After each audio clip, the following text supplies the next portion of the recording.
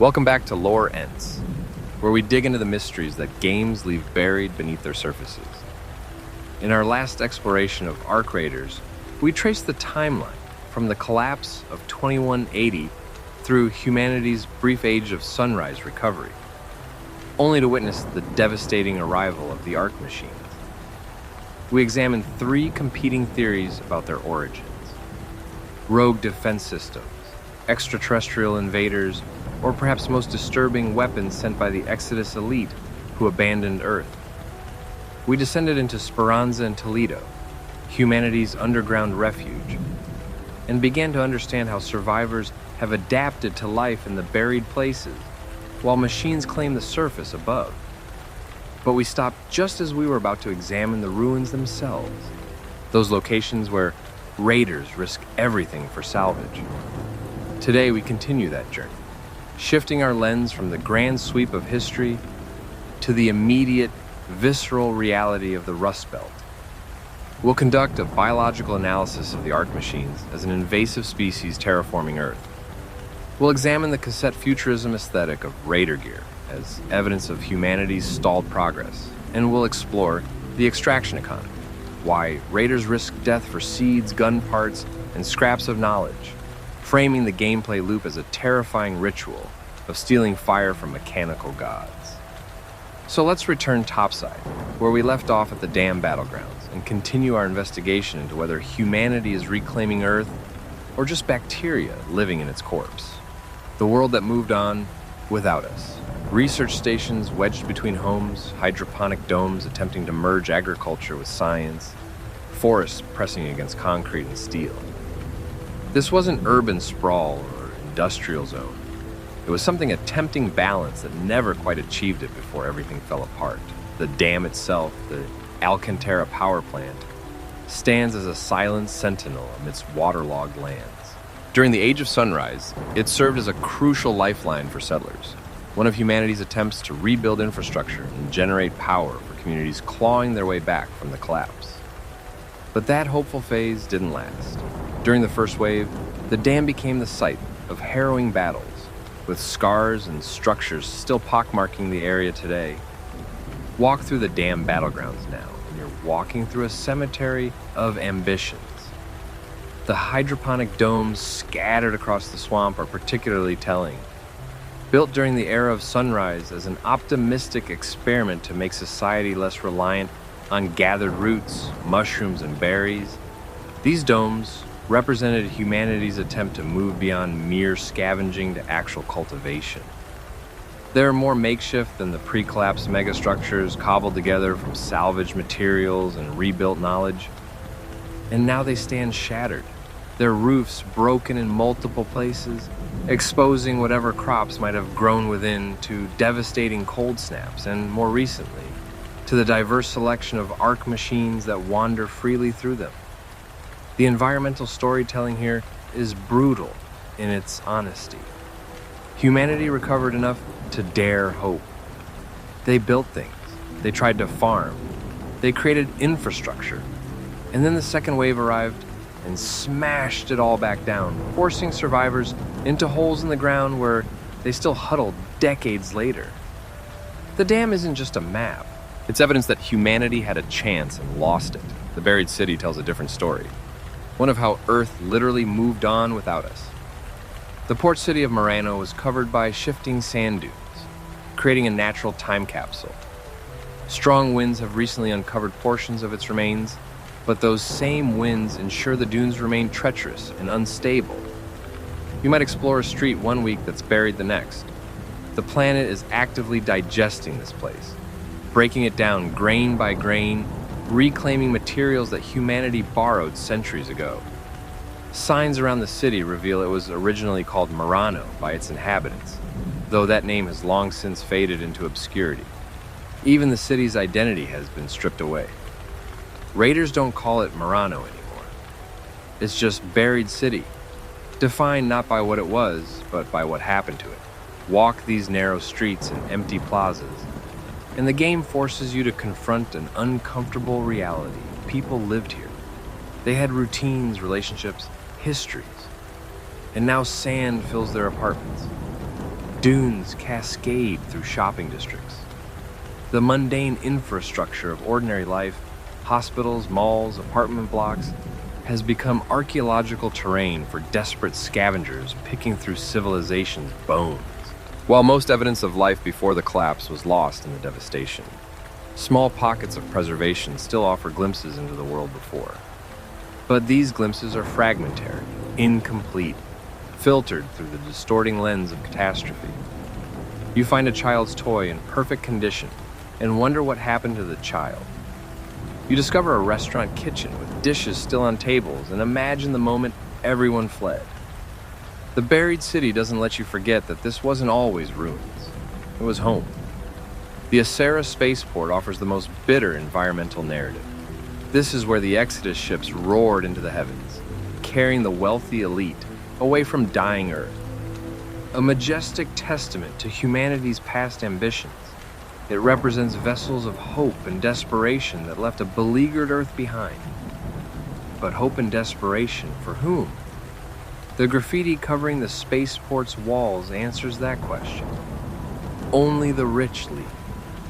Make room for all. These aren't historical footnotes. They're accusations still echoing decades later, spray-painted by people who knew they were being abandoned.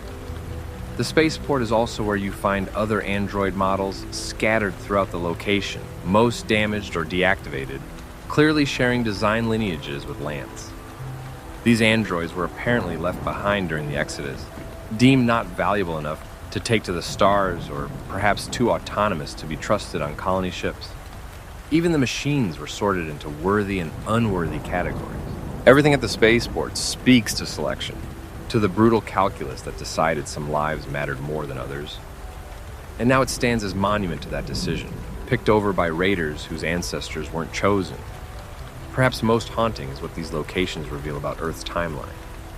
The massive structures, the dams, buried cities, elaborate underground tube networks, these are almost certainly pre-collapse constructions, built when humanity still had the resources and coordination for ambitious projects. But the technology scattered through these ruins tells a more fragmented story. Computers and electronics look surprisingly primitive, chunky and basic, anachronistic compared to the sophisticated vehicles and architectural achievements surrounding them. This isn't aesthetic choice for its own sake. This is environmental storytelling about a humanity that recovered enough to rebuild but never fully reclaimed its pre-collapse sophistication. The greatest minds departed on Exodus ships. The most advanced technology went with them. What remained were people working with fragments, repairing and repurposing what they could find, constructing new technologies suited to their desperate circumstances, but always one step behind what came before. The hydroponic domes are newer constructions, evidence that survivors developed appropriate technologies for their needs. The tube networks, originally created to facilitate planetary evacuation, now serve the opposite purpose, allowing humans to venture topside from underground refuge. Every piece of infrastructure has been repurposed, retrofitted, pressed into service for functions never intended by original designers. This is what survival looks like when you can't build new things, only reconfigure old things. And now the second wave machines occupy this landscape, claiming territory that humanity can no longer defend. They patrol through human ruins like invasive species in an ecosystem that once supported different life. Which brings us to the most unsettling question these locations force us to ask. Are raiders reclaiming Earth? Or are they just bacteria living in its corpse? The Ark Ecology, anatomy of an invasion. To understand what's happening to Earth under Ark occupation, we need to examine the machines themselves, not as individual enemies, but as an invasive species, a hostile ecosystem, establishing itself where human civilization used to thrive. Because that's what the Ark represent. They're not random threats, but a coordinated biological... wrong word. Mechanical? That's not quite right either. What are Ark machines exactly? They're deadly machines that rain from the sky to ravage the surface of the Rust Belt. They range from small, unassuming forms like roaming surveyors and feisty ticks to towering multi-legged behemoths that dominate the landscape. But more than their physical diversity, what's striking is their behavioral sophistication. Ark machines have 3 behavior stages based on detection. A blue scanner indicates the Ark is patrolling or has no target. A yellow scanner indicates the Ark is alerted to a player's presence or is cautious. A red scanner indicates the Ark has found a target. This scanning system reveals something crucial. These machines aren't mindless automatons executing pre-programmed routines. They're suspicious. They're cautious. They investigate. They have something approaching an emotional spectrum. Calm, alert, aggressive. Even if those emotions are merely functional states serving tactical purposes. When you watch an Ark scanner shift from blue to yellow because it heard a sound, you're witnessing something that resembles animal wariness. When it goes red and begins pursuit, that's predatory behavior. Consider the ticks first, the smallest and most numerous Ark variant. These spider-like machines predominantly live indoors, crawling on walls or ceilings. When in aggressive state, the tick makes a robotic shuffling sound prior to lunging toward a raider's head, latching itself on and slowly draining health and shield. They're parasitic, quite literally feeding off raiders they encounter. They attack in small groups, and while individual ticks can be easily swatted off, hordes of them are another matter entirely. From an ecological perspective, ticks occupy the niche of opportunistic scavengers, or perhaps more accurately, ambush predators, specializing in enclosed spaces. They're adapted specifically for interior environments, using 3-dimensional movement across walls and ceilings that human raiders struggle to track. Their attack pattern, leap, latch, drain, is remarkably similar to mosquitoes or ticks in nature, hence the name presumably. They're not built to kill quickly, but to weaken prey over time, making them vulnerable to larger predators, or simply draining them until they collapse. The fact that ticks predominantly infest interiors, while other Ark variants patrol outdoors, suggests ecological specialization. Different species filling different environmental niches. The buildings aren't shelters from Ark machines. They're different hunting grounds with different predators. Sentinels represent the opposite end of the spectrum. They're stationary units that aim a thick orange laser while tracking movement. After a short time, multiple lasers converge onto the target, indicating the Sentinel is about to fire a heavy ammo round. After a short delay, dealing major damage. Their reaction time and fire rate is relatively slow, but their range is extraordinary. You think you're safe because the Sentinel seems far away, and then the lasers converge and you discover distance means nothing to these things. Sentinels are territorial markers, claiming and defending specific locations. They're not mobile hunters, but static guardians, and their placement throughout the Rust Belt isn't random. They occupy choke points, overlook resource-rich areas, establish perimeters around whatever the Ark consider valuable.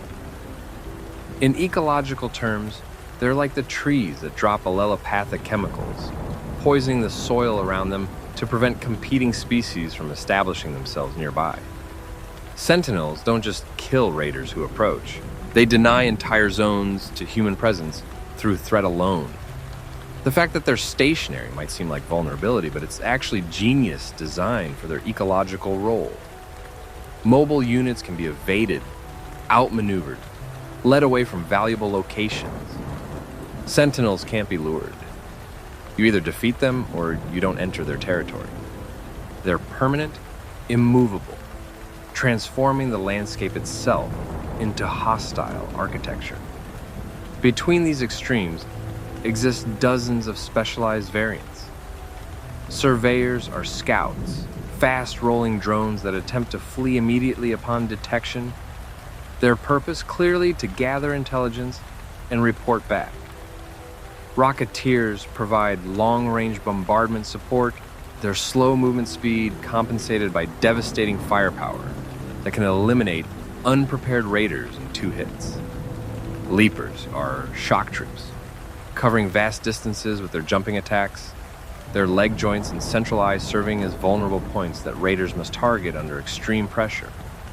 Each variant has clear tactical roles, suggesting these machines weren't designed independently, but as an integrated system. They complement each other's weaknesses, cover each other's operational ranges, create overlapping fields of threat that make approaching any high-value location a complex tactical problem. This is military coordination, or perhaps more disturbingly, predatory pack behavior. The most significant observation about Ark Ecology is that these machines don't just kill humans, they're actively transforming the environment. Multiple raiders report seeing Ark units conducting what appears to be geological surveys or sample collection. The drop pods that deliver them often crash, rather than land smoothly, but this might not be failure. If the machines are testing planetary conditions, atmospheric composition, surface stability, a controlled crash that allows sensors to gather data during violent ground impact might provide more useful information than gentle landing. Some Ark variants actively dig, excavate, probe. They're not searching for humans. They're investigating Earth itself, cataloging its current state, perhaps preparing it for something.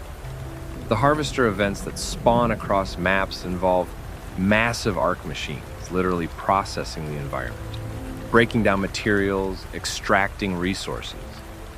They're not defending territory. They're claiming it, converting it, beginning the slow work of making Earth into something else. Consider the ecological trajectory. First wave machines were less sophisticated, prototypes testing effectiveness against human resistance. Second wave machines show clear technological advancement, refined designs based on accumulated combat data. The machines aren't static. They're evolving, or more accurately, being evolved by whatever intelligence guides them. Each wave represents a new generation adapted to counter human tactics, exploit human weaknesses, dominate human-occupied terrain more effectively than the previous generation. This is textbook invasive species behavior. Arrive in new ecosystem. Initial population struggles as it adapts to unfamiliar conditions. Survivors reproduce, but this time, they're selecting for traits that work in the new environment. Subsequent generations are better adapted, more successful, establishing firmer foothold. Eventually, the invasive species doesn't just survive in the new ecosystem, it dominates it, displacing native species, fundamentally altering ecosystem structure and function. Ark machines are terraforming Earth, not through dramatic climate engineering or atmospheric processors, but through systematic occupation and gradual transformation of the surface into terrain, optimized for machine presence rather than human habitation. The question isn't whether they'll succeed. The question is whether anything will be left worth reclaiming by the time they're finished. And here's the truly unsettling implication. If Ark machines are invasive species, that means Earth is now their ecosystem. They're not visitors or occupiers. They're residents, establishing population, claiming territory, filling ecological niches. And humans? Humans are the endangered native species, the remnant population clinging to marginal habitats, underground tunnels, hidden settlements, while the new dominant species claims the surface. Raiders venturing topside aren't heroes reconquering their homeland.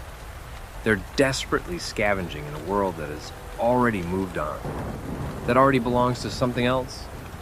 They're bacteria in Earth's corpse, persisting in the decay, sustained by what remains but unable to restore what was lost. Cassette Futurism, the aesthetic of stalled progress. Before we can fully understand what the extraction economy means in Ark Raiders, we need to examine what Raiders are extracting with.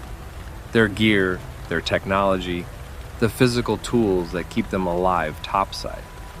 Because these objects aren't just gameplay equipment, they're philosophical statements about humanity's relationship to its own past and its absent future.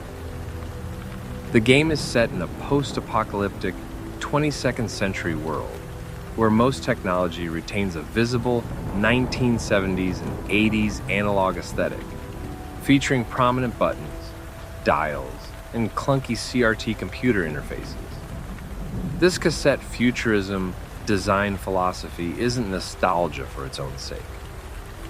It's environmental storytelling about technological regression, about a civilization that lost the ability to move forward and now maintains what it inherited without fully understanding how to improve it. Raiders' gear and clothes scream retro, featuring muted or washed-out color palettes, yet vibrant graphical design. This deliberate juxtaposition immediately pulls you into the past, while AI robots run around trying to kill you, creating this retro-futuristic tone that sets a vibe. The aesthetic draws heavily from 1970s and 80s space-age design, NASA punk as some call it, that specific era when humanity genuinely believed space colonization was imminent, when analog controls and chunky switches were cutting edge, when the future felt tactile and comprehensible rather than sleek and incomprehensible.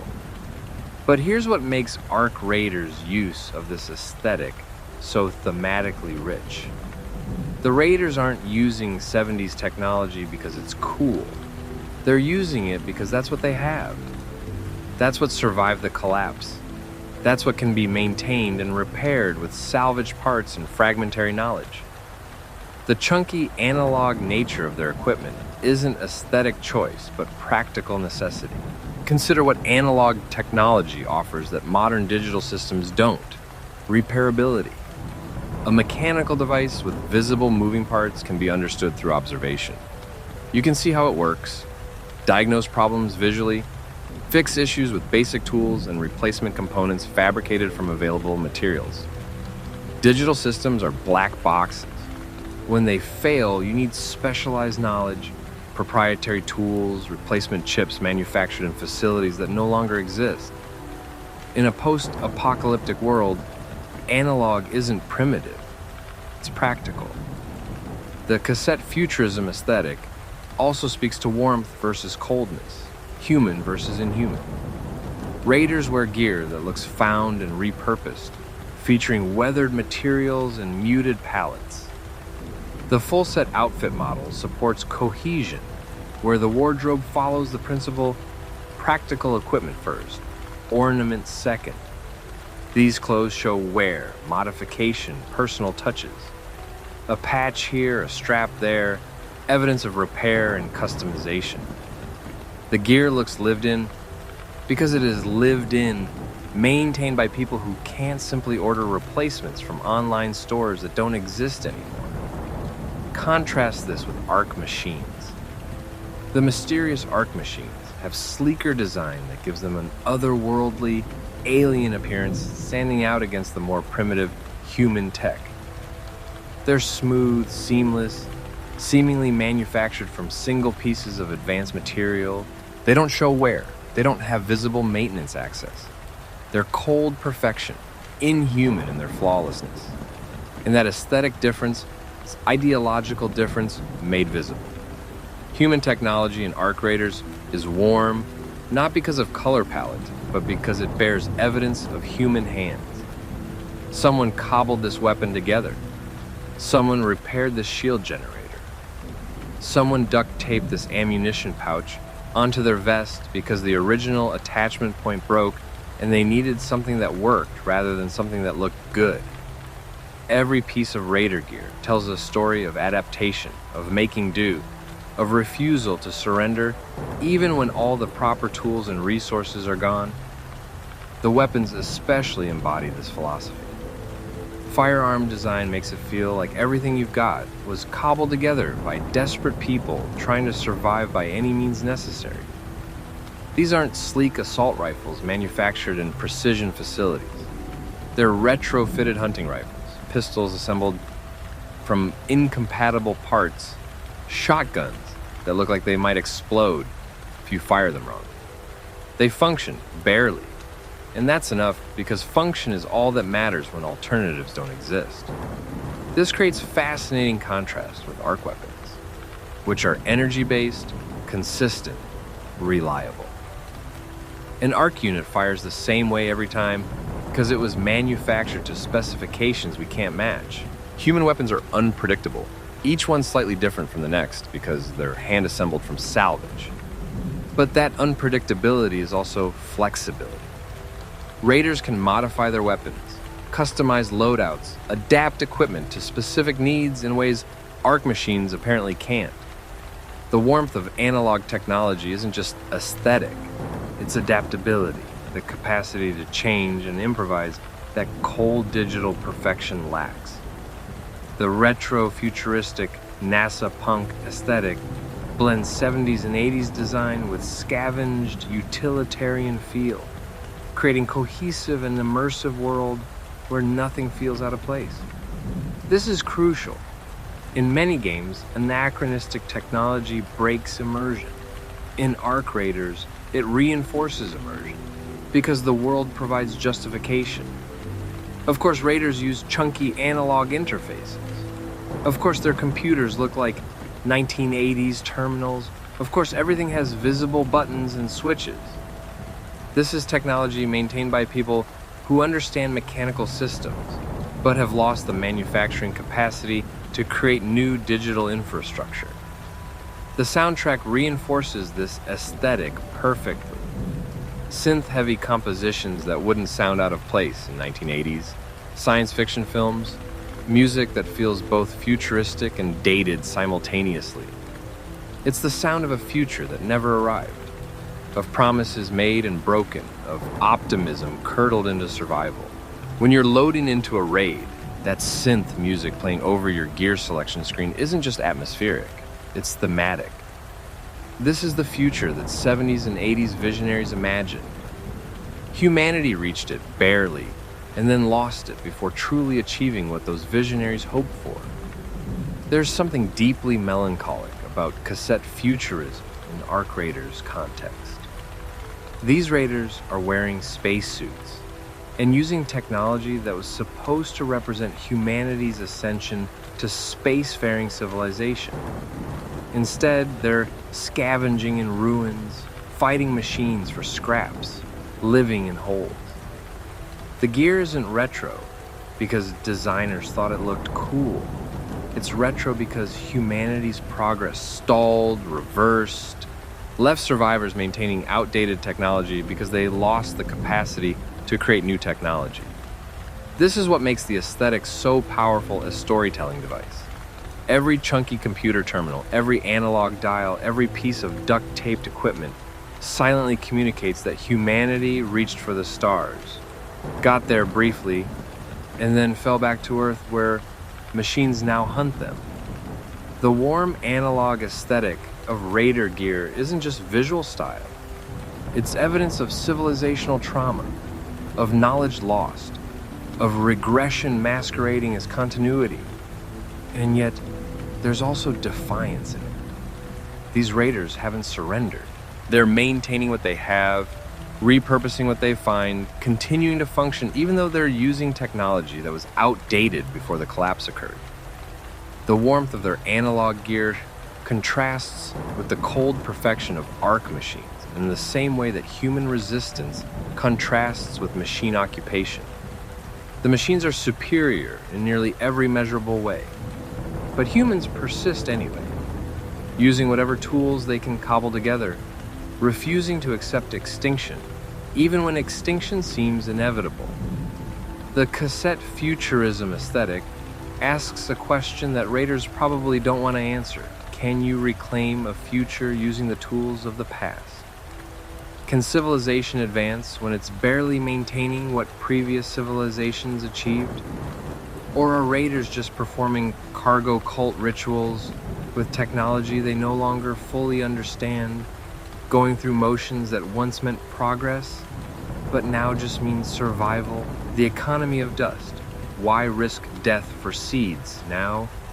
We arrive at the extraction gameplay loop itself, and we need to examine it not just as game mechanic, but as philosophical statement, as ritual, as the terrifying high-stakes bargain that defines Raider existence. Because extraction shooters aren't really about shooting. They're about loss, about what you're willing to risk, about the gap between what you need and what you can afford to lose trying to get it. Looting in Ark Raiders can be overwhelming, especially for first-time extraction players who don't have the right habits to prioritize items and loot quickly. But that overwhelming feeling is an accident or poor game design. That's the point. You're standing in a room full of potential resources. Your backpack has limited space. Ark machines could arrive any second. Other raiders might be converging on your location.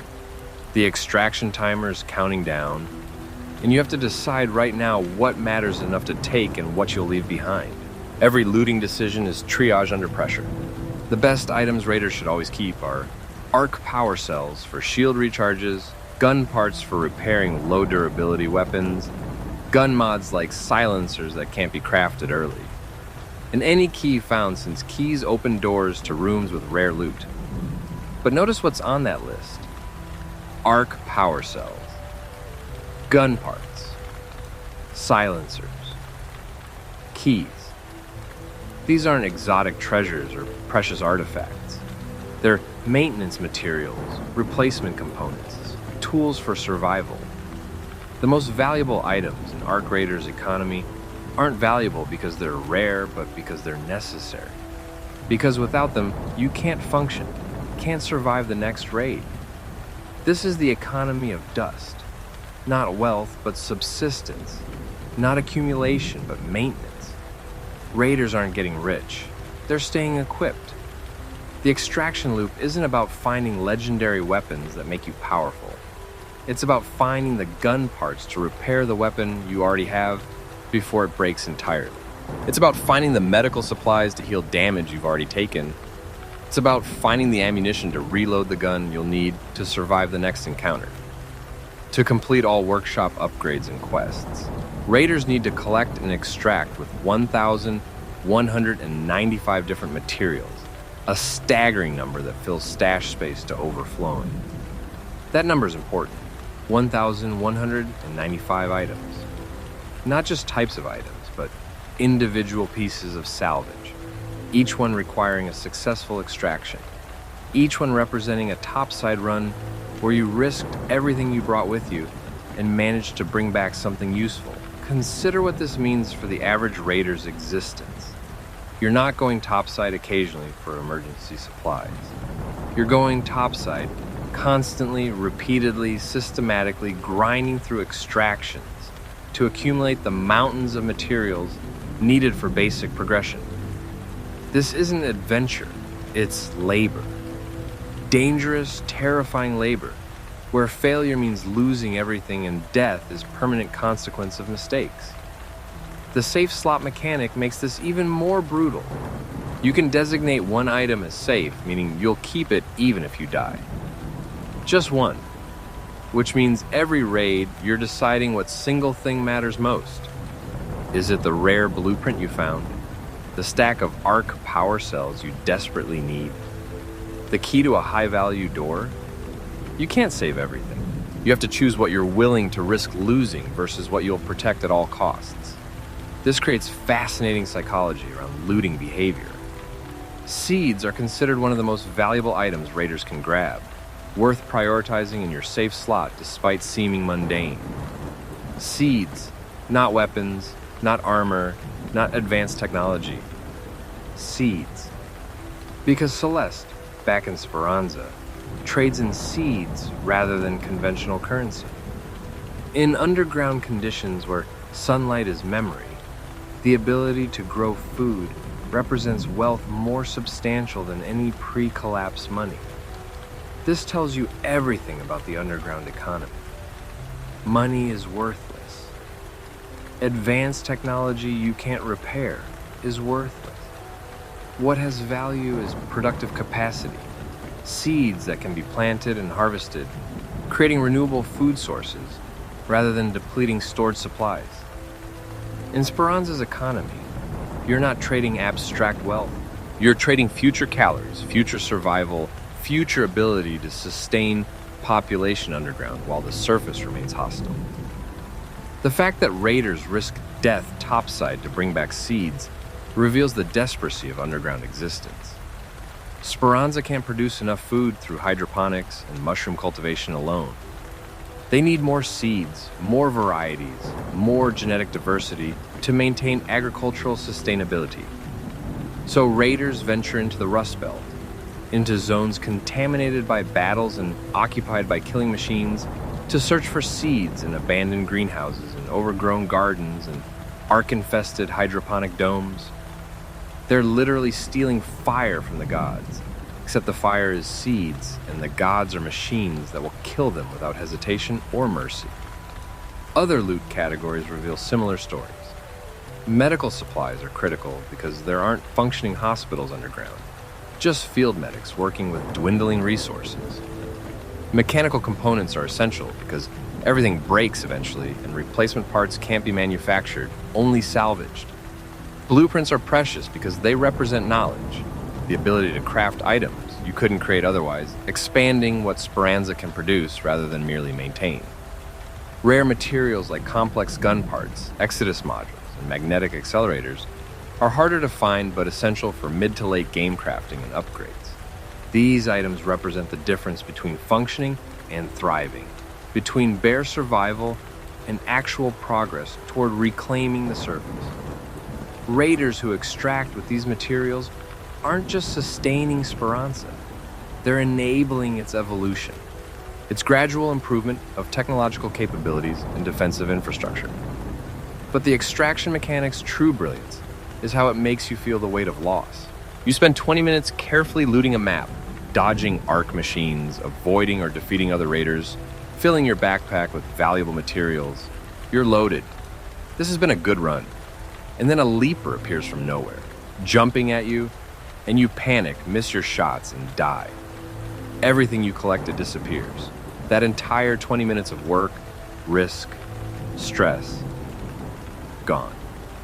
Or you survive but extract with a nearly empty backpack because you had to jettison most of your loot to make room for a wounded teammate you're carrying to extraction. The game doesn't reward that nobility mechanically, but it makes you feel the cost, the sacrifice of helping others versus helping yourself in an economy where every item matters for survival. Or you're camping an extraction point, waiting for the timer, and another raider squad arrives. You're outnumbered. You could fight, potentially die, and lose everything, or you could flee, abandon extraction, hide until they leave, and try reaching a different extraction point. Either choice has massive costs. Fight and die, lose it all. Flee successfully, but extend your topside exposure, increasing chances of encountering more Ark machines or other raiders. There are no safe choices. There are only gambles with different odds. This is what makes extraction shooters psychologically compelling. They're about loss aversion, that fundamental human bias where losses hurt more than equivalent gains feel good. You find rare blueprint, and that's nice. You lose rare blueprint you already had, and that's devastating. The asymmetry of emotional impact means extractions feel tense, even when you haven't found much worth keeping, because losing what you brought with you is worse than gaining what you might find. Late game players often avoid fights unless necessary, because dying means losing valuable gear. This creates bizarre dynamics where well-equipped raiders sometimes flee from less equipped enemies, not because they'd lose the fight, but because fighting risks loss they can't afford. You might have superior weapons and better skills, but your opponent has less to lose. They might take desperate risks you won't. The desperation asymmetry makes every encounter unpredictable. The extraction ritual itself deserves examination. You've survived the raid. You've collected valuable loot. You've made it to an extraction point. Now you wait. The elevator takes time to arrive. The metro station needs loading. Even the raider hatch, which offers fastest extraction, requires time to operate. And during that wait, you're vulnerable. You can't leave the extraction zone, or you forfeit your escape. You have to defend this position against anything that comes. This waiting period transforms extraction from mechanical action into psychological torture. Every second drags. You're scanning horizons for approaching Ark machines. You're listening for footsteps that might indicate other raiders. Your mind is running probability calculations. How much longer until extraction completes? What are the odds something attacks before then? Should you use remaining ammunition defending yourself or conserve it for next raid? The tension isn't about skill at this point. It's about whether your luck holds for 30 more seconds, and then you're underground again, unloading salvage, sorting through what you brought back, and already thinking about next raid. Because you didn't find everything you needed. You never find everything you needed. The workshop upgrade requires specific materials you didn't encounter. The blueprint you want needs rare components that spawn in high-risk zones you avoided. Your best weapon is almost broken, and you didn't find enough gun parts to repair it fully. There's always something you still need, which means there's always another reason to go back topside. This is the extraction loop's true genius as philosophical statement. It's endless. You can't win. You can only persist. Every successful extraction is temporary reprieve from permanent threat.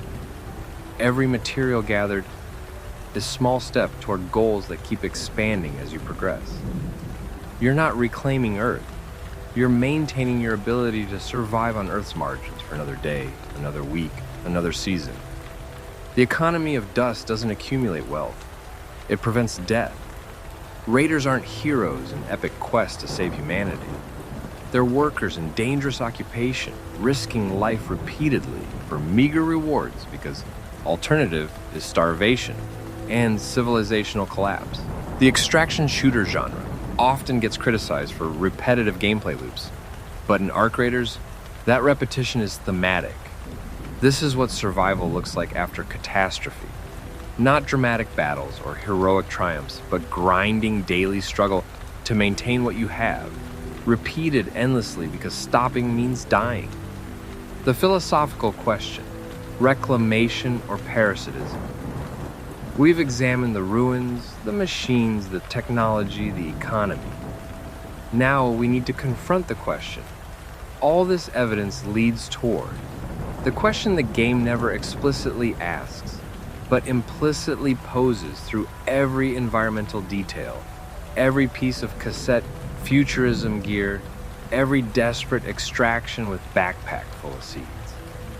Are raiders reclaiming Earth, or are they bacteria living in its corpse?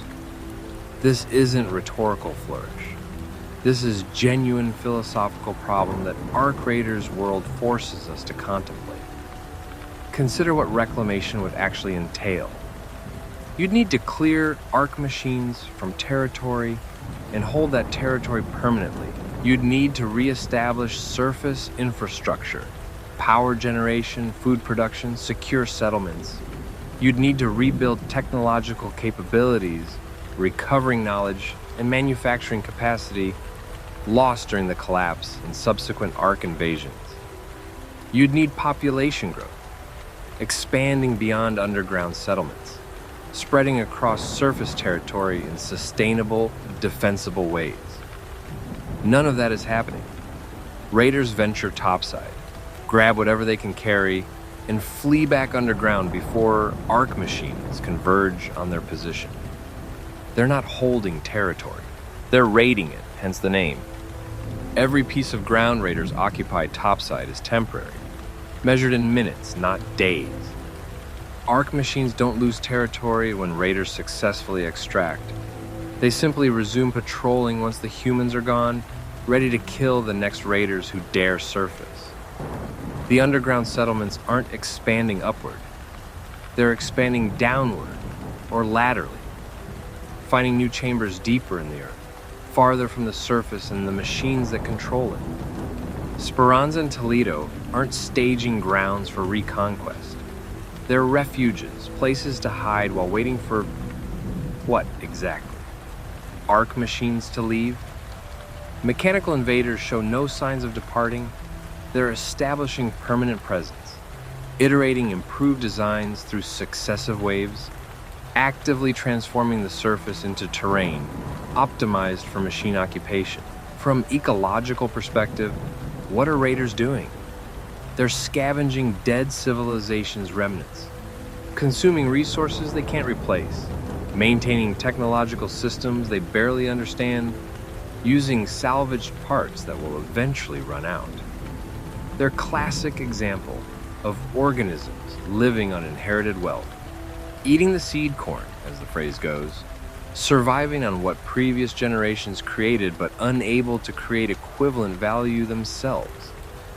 The seeds raiders risk death to retrieve aren't being used to plant surface gardens and reclaim agricultural territories. They're being planted in underground hydroponics, where sunlight never reaches, where crops grow under artificial lights powered by generators, maintained with salvaged parts. This is subsidized assistance, burning stored energy to sustain population that couldn't sustain itself through productive labor alone. Every seed planted underground is seed not planted topside, where it might actually represent reclamation. Consider the workshops and crafting systems. Raiders collect materials to craft equipment that they then take topside to collect more materials. It's circular logic, consumption loop that doesn't produce net growth. You craft better weapons to survive more dangerous raids, to collect materials, to craft better weapons to survive more dangerous raids. There's no endpoint where this accumulation translates into territorial expansion or genuine reconquest. The crafting progression exists within context of survival, not advancement. The game's mechanics perfectly embody this philosophical trap. The extraction shooter loop is inherently defensive, reactionary. You're responding to Ark presence, avoiding their patrols, exploiting gaps in their coverage, but never actually reducing that presence. Kill a Sentinel and it doesn't create permanent safe zone. The next wave replenishes it. Clear ticks from a building and they respawn for the next raider squad. Your actions have no cumulative effect on machine population or territorial control. You're not changing the world. You're just surviving in it. This creates uncomfortable parallel with bacterial existence in corpse. Bacteria don't restore the dead organism. They consume it, breaking down complex structures into simpler compounds, living off the energy stored in tissues that will never regenerate. Eventually, the nutrients run out, the corpse is fully decomposed, and bacterial population collapses as their food source disappears. They thrive temporarily on inherited wealth, but that wealth was finite. Raiders are decomposing pre-collapse civilization. Every extracted computer component is one fewer computer component available for future extraction. Every salvaged gun part is irreplaceable piece of manufacturing capacity now converted into temporary utility. The damn Battlegrounds, the buried city, the Acerra Spaceport. These locations are being slowly stripped of anything valuable. Their resources flowing underground to Speranza, where they're consumed maintaining population that couldn't exist without that constant influx. What happens when the salvage runs out? When every building has been looted, every warehouse emptied, every storage facility picked clean? The game doesn't address this because it's multiplayer extraction shooter that needs consistent loot tables and repeatable content. But narratively, the question looms. Speranza's economy is extractive, not productive. It depends on topside salvage continuing to be available indefinitely. And salvage is, by definition, finite.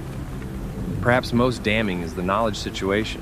Lance, the android in Speranza, has no memory of his origins or purpose. He represents sophisticated AI technology that humanity once created, but current residents don't know how he works, can't replicate his design, can't even repair him if he breaks. They've accepted him as community member, but they haven't learned from him. The technology he represents is functionally lost, even though he's physically present. The Cassette Futurism aesthetic reinforces this. Raiders are maintaining analog systems because they can't build or repair digital ones. Their gear works, but it's getting older, more worn, more jury-rigged with each repair cycle. Eventually, components will fail that can't be replaced or repaired. Eventually, knowledge will degrade enough that maintaining even simple systems becomes impossible. This is technological entropy, inevitable decline unless new knowledge and production capacity can be developed. Could Speranza develop that capacity? Could they transition from scavenging to manufacturing? The evidence suggests no. They lack resources for large-scale industrial production. They lack energy infrastructure. Their generators run on salvaged fuel or hydroelectric systems that barely support current population. They lack raw materials, since surface mining would expose workers to Ark machines. They lack population size, since you need specialists and surplus labor for industrialization, and Speranza barely has enough people to maintain basic functions. Most critically, they lack time. Every generation that grows up underground disconnected from surface world loses knowledge and skills that previous generations possessed. Celeste lost her parents to first-wave machines when she was a child, meaning she never received full education from adults who remembered pre-collapse world. The children growing up in Speranza now know even less. They're born into scarcity and struggle, learning survival skills rather than engineering or agriculture, or the complex specializations that industrial civilization requires. This is how civilizations actually collapse, not through dramatic final battles, but through gradual erosion of capabilities across generations until people can no longer maintain what their ancestors built.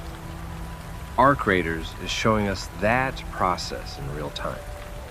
Raiders are living through the late stages of civilizational decline, the period where survivors still remember there was something better but can't quite reach back to achieve it themselves. And yet, there's something deeply human about the refusal to accept this diagnosis. Raiders keep going topside. They keep risking death for seeds and gun parts and medical supplies. They keep maintaining their weapons and repairing their gear and extracting successfully despite odds stacked impossibly against them. The game's player community embodies this, learning Ark patrol patterns, developing extraction strategies, optimizing loot routes, treating this hostile environment as puzzle to solve rather than inevitability to accept. Maybe that's the answer the game offers, not through explicit narrative, but through its very existence as playable experience. Reclamation isn't about achieving final victory. It's about refusing to die. It's about maintaining capability, preserving knowledge, keeping society functional for one more day, one more generation, until circumstances change or opportunities arise. Bacteria in corpse is dismissive framing. But bacteria are survivors. They persist in conditions that kill more complex organisms. They adapt rapidly to environmental changes. They can lie dormant for centuries and revive when conditions improve. Perhaps Raiders are doing exactly what they need to do given their constraints. Surviving, learning, adapting, waiting. The Ark machines seem invincible now. But first-wave machines seem invincible before Battle of Victory Ridge proved they could be fought and defeated. Second-wave machines are more sophisticated, but they're not invulnerable. Raiders find their weak points, exploit them, bring them down even if those victories don't translate into territorial gains. The underground settlements are growing despite all odds. Speranza was founded during Second Wave and has survived decades since.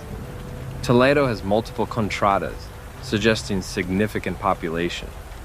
Other settlements exist beyond these, connected through tube networks, or at least in communication range. Humanity hasn't been exterminated. They've been driven underground, but they endure.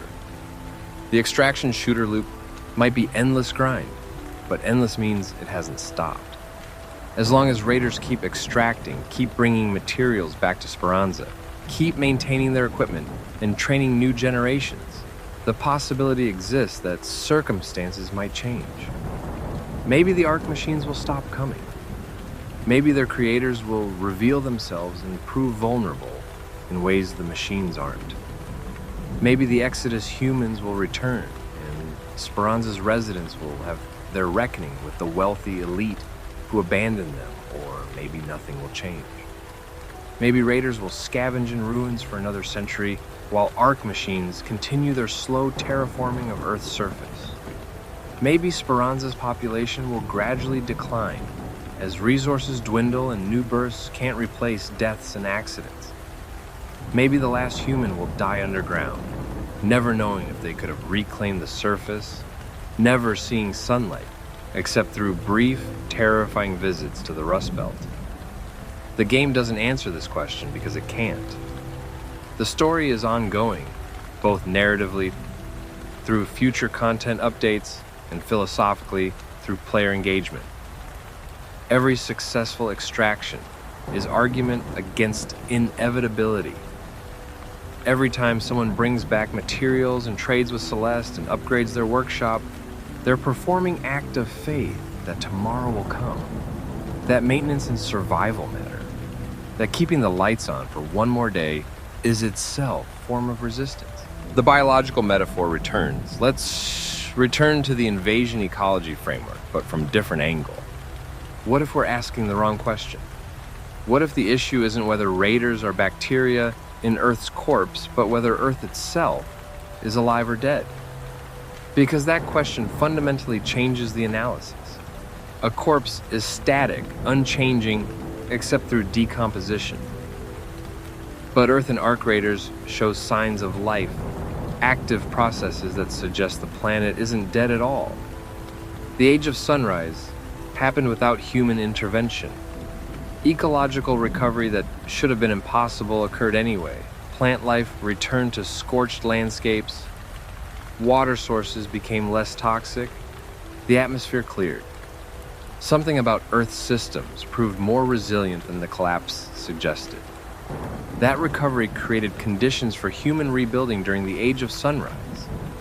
And it created conditions that apparently attracted Ark machines, whether they're alien scouts monitoring planets for recovery signs, or rogue defense systems triggered by ecosystem restoration, or Exodus humans watching for their planet to become habitable again. The timing matters. The machines didn't arrive during the collapse when Earth was dying. They arrived after, when Earth was healing. This suggests Earth's status is central to the entire conflict. The planet itself is valuable, contested territory. Ark machines aren't randomly destructive.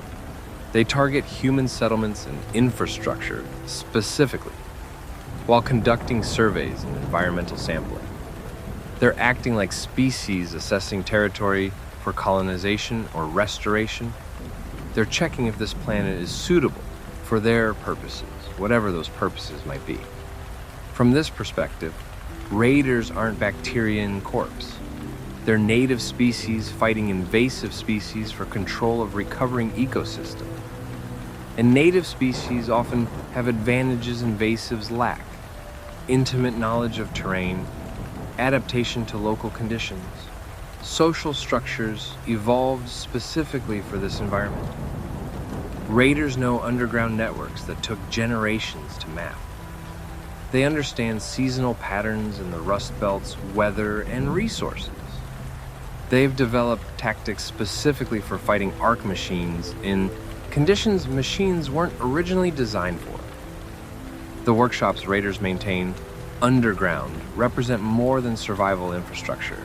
They're knowledge preservation systems, methods for encoding technological understanding that could be lost. Every blueprint collected and stored is information secured against further degradation. Every successful crafting session is practical education, teaching someone how to manufacture something from available resources. The economy of dust doesn't just extract value, it transmits knowledge to new generations who might otherwise lose it. Consider the NPCs in Speranza from this angle.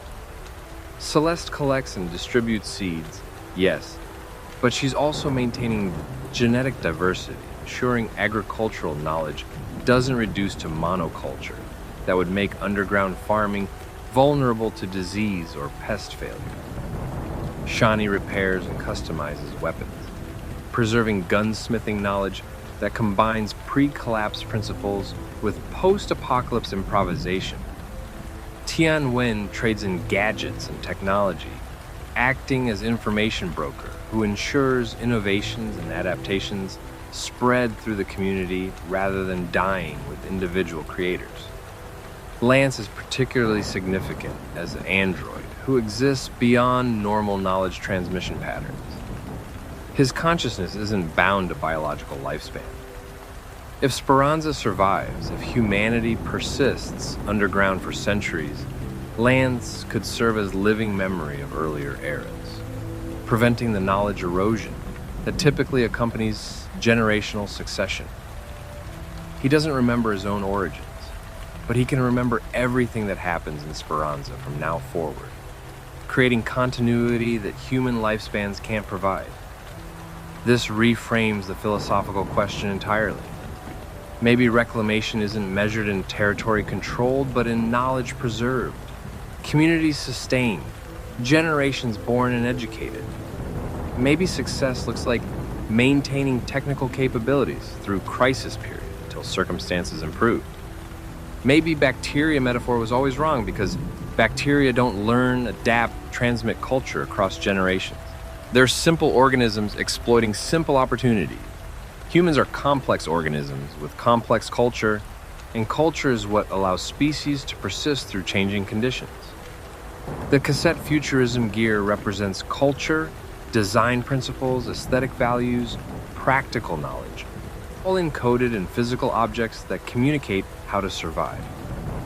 The extraction ritual represents culture, learned behaviors, strategic thinking, cooperative tactics that allow raiders to succeed where individuals would fail. Even the game's community represents culture, players sharing knowledge, developing strategies, creating informal education systems that help new raiders survive. The Ark machines might be more technologically advanced, but do they have culture? Do they learn from each other beyond programmed tactical adaptation? Do they create art, tell stories, maintain traditions that give meaning beyond pure function? The game hasn't shown us any evidence of machine culture. They patrol, attack, survey, report. They're sophisticated but seemingly empty, executing directives without understanding why those directives matter. This suggests potential vulnerability. Cultures can endure conditions that kill individuals. They can preserve knowledge through dark ages and recover afterward. They can adapt to radically changed circumstances by reconfiguring social structures, technological approaches, survival strategies. The Romans fell, but elements of Roman culture persisted through medieval period and influenced Renaissance that followed. Chinese civilization has endured multiple collapse cycles across thousands of years, each time recovering and rebuilding on cultural foundations that survived political and military disasters. If Ark machines lack culture, they might lack that resilience. They depend on whatever controlling intelligence guides them, whether that's off-world manufacturers or autonomous programming. Disrupt that control, and the entire system might collapse. Find the source, whether it's Exodus ships in orbit or alien mothership beyond detection range or central AI hub somewhere on Earth. And you might not need to fight every individual machine. You might be able to shut down the invasion at its source. This is speculation, obviously. The game's current lore doesn't provide enough information to confirm any particular theory about Ark origins or vulnerabilities. But it's the kind of speculation that game's environmental storytelling encourages. The ruins whisper stories of cycles, collapse and recovery, destruction and rebuilding, death and stubborn persistence of life. Earth has survived worse than humans. Earth has survived worse than machines. Whatever happens, the planet itself will endure. The question is whether humanity endures alongside it. Whether raiders are final generation struggling through inevitable extinction, or early generation of much longer story about adaptation, and eventual resurgence? The answer hasn't been determined yet because the story is still unfolding. What Ark Raiders does brilliantly through its environmental storytelling, its aesthetic choices, its gameplay mechanics, is show us what survival looks like in absence of hope for quick victory. This isn't game about heroic resistance, defeating evil empire in climactic final battle. It's game about endurance, about maintaining capability through long dark period, about finding meaning in repetitive struggle against overwhelming odds. The Cassette Futurism aesthetic tells us humanity's technological progress has stalled, but stalled isn't reversed. The warm analog gear works. It can be maintained. It's appropriate technology for current conditions, even if it's not the sleek digital future that 70s and 80s visionaries imagined. The extraction economy shows us survival is difficult, often brutal, but possible. Communities like Speranza exist. They function. Generations are being born and raised underground. Life continues. The Ark machines are invasive species terraforming Earth. But invasive species don't always succeed. They often overextend, exhaust resources, create conditions for their own collapse. The machines seem invincible now, but so did first wave machines before Victory Ridge. Humanity learned how to fight them once. They're learning how to fight second wave machines now. Each generation adapts to new challenges, and adaptation is survival's most powerful weapon. The extraction as religious ritual, there's one more layer we need to examine before we can reach any conclusion: the psychological and almost spiritual dimension of the extraction ritual itself. Because when you strip away game mechanics and look at what's actually happening, extraction runs resemble religious pilgrimages or shamanic journeys more than simple salvage operations. Raiders descend into Speranza, the underground sanctuary. They prepare themselves, selecting gear, checking equipment, loading weapons. This preparation isn't just practical, but ritualistic. Repeated behaviors that create psychological readiness for trauma to come. They're donning armor in both literal and metaphorical sense, creating identity as raider distinct from identity as civilian in settlement. Then they ascend, through tubes and elevators, from safe darkness into dangerous light.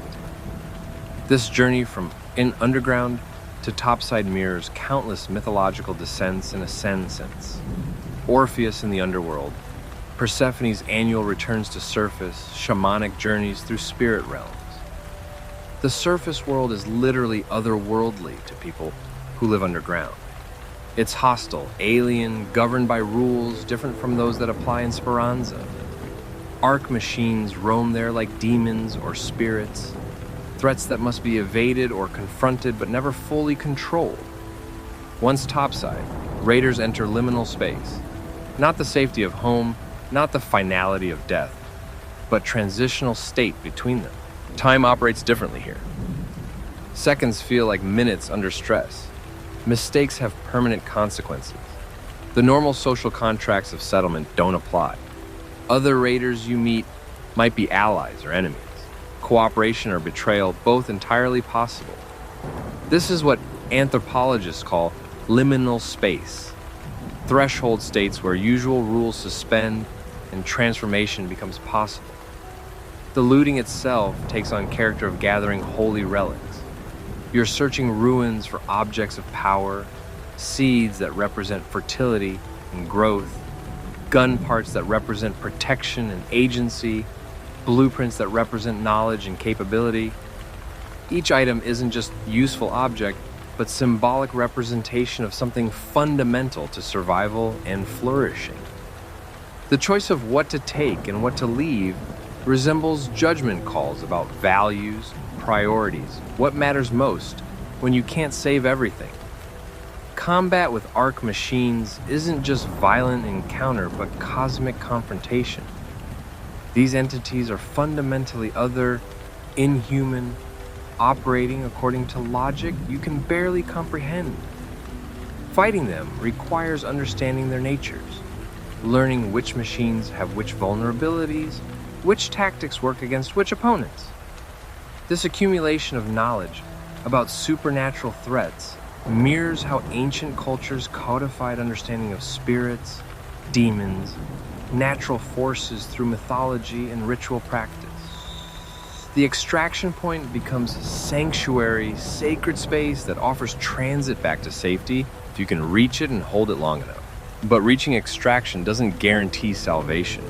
You still must wait, must defend yourself, must prove worthy of return by surviving final test. Many pilgrims die within sight of their destination. Many raiders die at extraction points, so close to safety it makes the loss more tragic. And then the return. If you survive it, if you extract successfully, you descend back into Speranza carrying treasures from other worlds. You trade with NPCs, distributing resources you gather, strengthening community. You craft and upgrade, transforming raw materials into useful items. You rest, recover, share stories with other raiders about close calls and narrow escapes. And then you prepare to do it again, because one successful extraction doesn't mean you've gathered everything needed. The pilgrimage must repeat, cycle must continue, ritual must be performed again and again. This repetitive structure is why extraction shooter genre works psychologically. It's not just gameplay loop, it's ritual cycle that mirrors deep patterns in human religious and cultural practice. Journey, ordeal, return, departure from safety, confrontation with danger, successful homecoming, testing, proving, transformation. Raiders aren't just farming loot. They're engaging in repeated ritual that constructs identity, creates meaning, transforms fear and scarcity into narrative of persistence and courage. The game's emphasis on loss makes this ritual meaningful. If extraction always succeeded, if death had no consequences, the ritual would be empty performance without weight. But permadeath mechanics mean every run matters. Every choice point in raid, fight or flee, take this item or that one, extract now or search for more, these become genuine moral decisions with stakes that extend beyond single match into larger progression and community standing. The fact that raiders from same settlement sometimes betray each other topside adds complexity to the ritual. It acknowledges dark truth about human nature under pressure. Cooperation is ideal, but survival instinct can override social bonds when resources are scarce and death is permanent. The extraction ritual doesn't promise that humans will behave nobly. It reveals what humans become when society's protective structures fall away and individual survival competes with collective benefit. Yet the ritual also creates possibility for genuine cooperation. When you successfully extract with another squad after fighting off Ark machines together, when you share loot or provide covering fire or revive downed teammate, you're performing acts of altruism that directly contradict survival logic.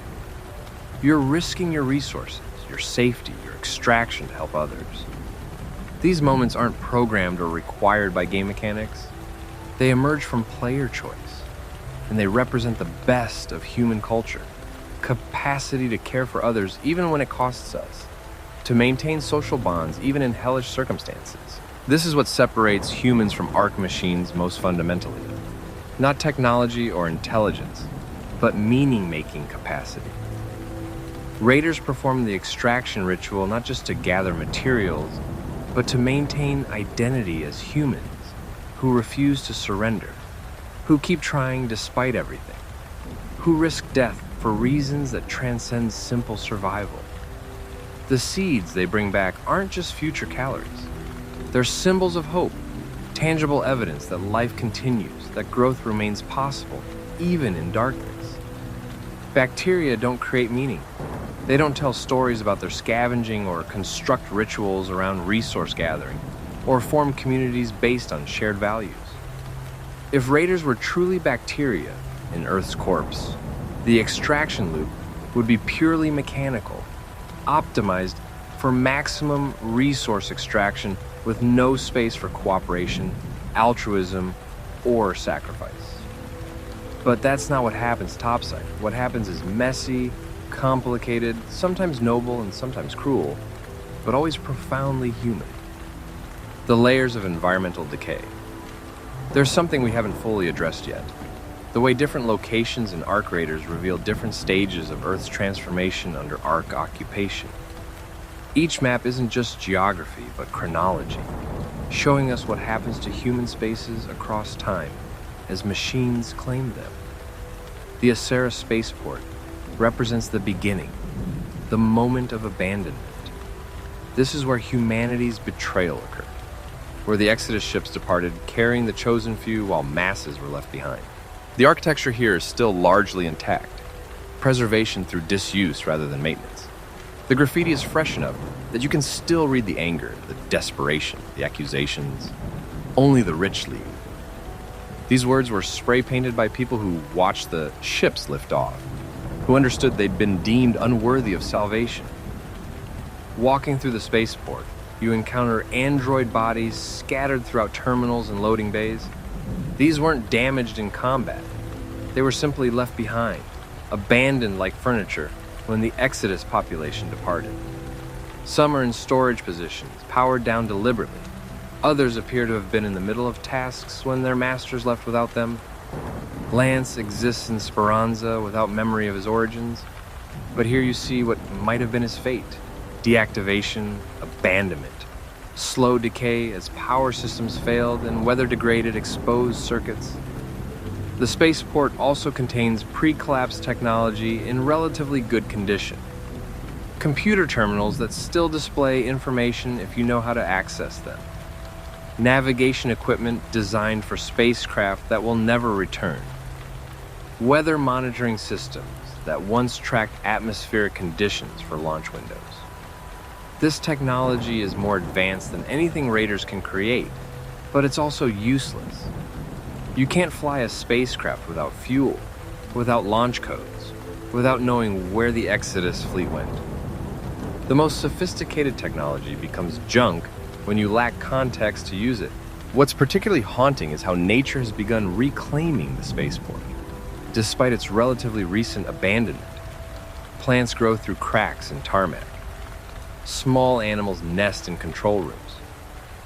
Weather has scoured surfaces, faded signage, begun the slow work of breaking down materials designed to withstand space travel. Earth doesn't care about humanity's grand ambitions. The planet will digest the spaceport just like it's digesting everything else, given enough time. The dam battlegrounds represent the next stage, active occupation contested by violence.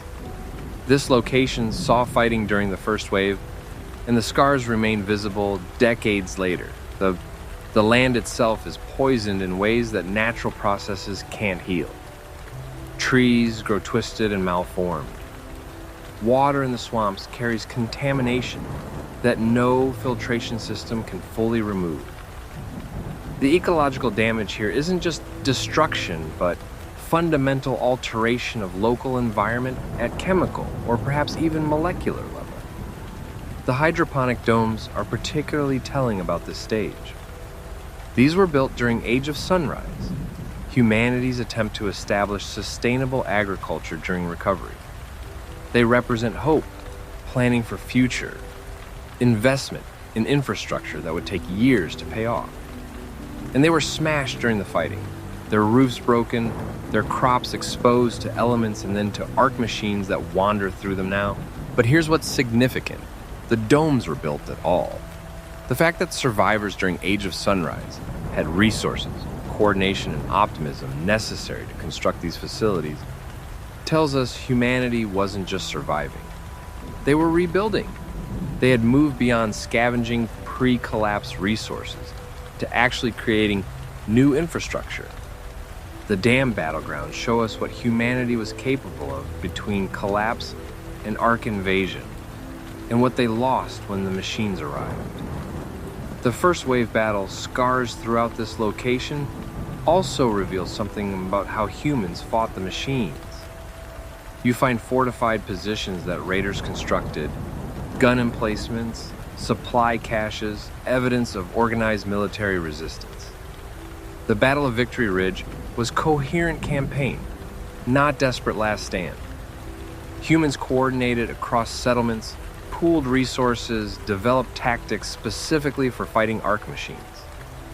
And they won, temporarily, driving back the first wave. This makes the second wave's arrival all the more devastating. Humanity proved they could fight and defeat the machines. They had breathing room, time to prepare for potential return. But second wave machines were so much more advanced, so much more numerous, that all those preparations became irrelevant. The fortifications at damn Battlegrounds stand empty now, their firing positions abandoned, their ammunition stores looted by raiders who use them for entirely different purposes. The organized military resistance collapsed into desperate individual scavenging. The buried city of Moreno represents the deepest stage of transformation, complete abandonment and natural reclamation. Sand dunes have swallowed entire city blocks. Streets that once carried thousands of pedestrians daily now carry only wind and shifting sand. The buildings that remain visible are shells, their contents stripped away by decades of weather, their structures weakened by sand's abrasive movement. What's remarkable about the buried city is how little evidence of violence you find. This wasn't battle site like the dam. This was simply abandoned during the collapse, left behind as inhabitants fled or died and then forgotten as survivors focused on more immediate concerns. The Ark machines patrol here now, but they didn't destroy this place. Earth destroyed it through simple neglect, through the inexorable process of entropy that breaks down all human constructions eventually. Walking through the buried city creates this strange temporal vertigo. You're exploring city from pre-collapse era, a place that existed in a world of functional civilization, yet it feels more ancient than medieval ruins because it's being actively digested by the planet. The sand doesn't just cover, it preserves and destroys simultaneously. A building might be perfectly intact one week, then collapse the next as sand shifts and undermines its foundation. The city is dying in slow motion, and you're witnessing that death across multiple visits. The narrowness of the streets, the density of buildings, the scale of infrastructure, all of this speaks to population density and urban planning that no longer exists. The buried city probably housed hundreds of thousands, maybe millions. Now it's an archaeological site visited by dozens of raiders looking for salvage. The demographic collapse between then and now is staggering, and the city itself is monument to that loss. The raiders who never return. There's another element of the extraction economy we haven't fully explored: the psychological impact on raiders who survive versus those who die, and what that means for Speranza's culture and future. Consider what it means that raiders face permadeath. When you die topside, you don't respawn. Your character is gone. Your equipped gear is lost. Your progress toward goals is reset.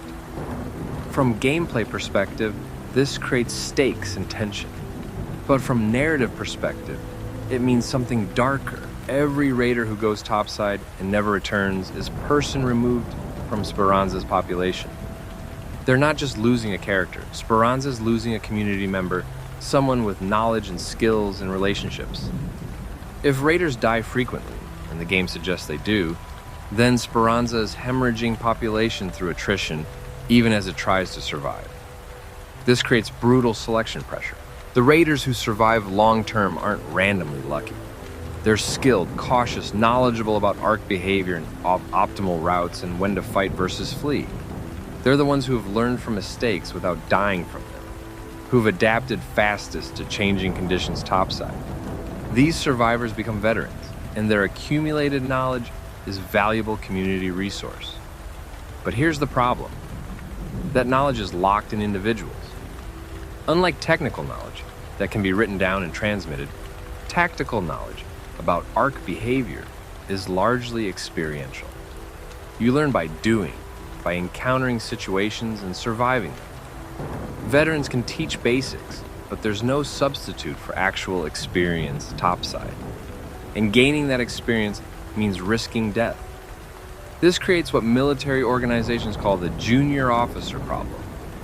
You need experienced leaders, but gaining experience requires surviving dangerous situations that kill most people who attempt them. The result is either shortage of experienced personnel because few survive long enough to gain expertise, or concentration of expertise in small number of veterans who become bottleneck for operations and whose deaths would be catastrophic losses. Speranza likely faces both problems. They probably have few true veterans, raiders who've survived dozens or hundreds of extractions and possess deep tactical knowledge. These individuals are probably semi-celebrities in the settlement, respected and feared and envied. Younger raiders try to learn from them, but the veterans might be secretive about their methods, unwilling to share hard-won knowledge with potential competitors for scarce resources. There's also a psychological dimension. Veterans who survive long-term are the ones who've watched many others die. They've seen teammates caught by leapers, friends killed by other raiders, acquaintances who simply never return from routine extraction. This accumulation of trauma shapes personality, creates hardness and cynicism that separates veterans from general population. The cantinas in Speranza, where raiders drink and trade stories, aren't just social spaces. They're therapy sessions, places where people process trauma through narrative, where shared experiences create bonds between those who've faced death topside. The stories told in these places probably grow with each telling, becoming legend rather than accurate history.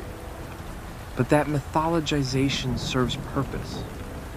It transforms random, chaotic violence into meaningful narrative, creates framework for understanding experiences that otherwise might break people psychologically. Consider also the families of raiders who never return. Speranza's population isn't just raiders, it's their partners, their children, their parents and siblings. Every raider who dies topside leaves behind people who depended on them economically and emotionally. The settlement must have social structures to support these survivors, some kind of mutual aid or community support system. Otherwise, the death toll would create cascading social collapse as families fell into poverty and despair. This suggests that being raider isn't just individual choice, but often family necessity. You go topside because your family needs resources you can't obtain any other way. You risk death not primarily for yourself, but for people who depend on you. This transforms the extraction ritual from personal gamble into sacrifice for others, adding moral weight that makes the ritual feel even more like religious practice. The children growing up in Speranza are particularly tragic. They're raised underground, never seeing natural sunlight, knowing surface only through stories told by raiders. Their parents go topside regularly and might never return. At what age do these children understand that every time their parent leaves, it might be last time they see them? How does growing up with that knowledge shape psychology and worldview? Presumably, some of these children grow up to become raiders themselves, continuing the cycle. But they're starting with disadvantage. They've never seen surface world their parents grew up in, never experienced pre-collapse society, even secondhand. Their entire frame of reference is underground scarcity and constant loss. What kind of people does that environment create? The name doesn't show us children, but their implied presence adds another layer to the tragedy. Speranza isn't just surviving. It's trying to raise next generation in conditions that seem designed to traumatize them. Every successful extraction temporarily postpones crisis, but it doesn't solve underlying problem that humanity's living situation is deteriorating slowly, that each generation knows less and has fewer resources than the previous one.